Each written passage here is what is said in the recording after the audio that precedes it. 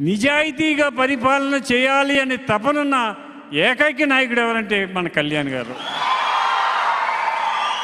అటువంటి నాయకుడి నాయకత్వంలో నేను నాయకత్వం వహించాలని నేను కూడా భీమవరం నుంచి జనసేన సైకిళ్ళతో కలిసి, తెలుగుదేశం నాయకులతో కలిసి, బీజేపీ నాయకులతో కలిసి మన పట్టిన పీడని వదిలించుకుందాం.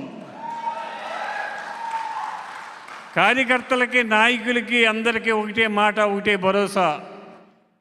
నా ప్రాణం ఉన్నంత వరకు నా కార్యకర్తను కానీ, నా నాయకుడిని కానీ ఏగ వాలిందంటే అవతల వాడు ప్రాణం తీసేదాకా నిద్రపోను. అంతేగాని అంజిబాబు శాంతమూర్తి ఏమీ చేయడు, తిట్టినోడిని తిట్టడు, కొట్టినోడిని కొట్టడు అని అనుకుంటున్నారు. మనల్ని కొట్టిన వాడిని ఒక దెబ్బ కొడితే వాడిని 10 దెబ్బలు కొడతాను. దాంట్లో ఏమాత్రం సందేహం లేదు. నా ఆశ, నా ఆలోచన మంచి నీతివంతమైన పాలన రావాలి. ఆ పాలనకి కళ్యాణ్ గారి నాయకత్వం వహించాలి.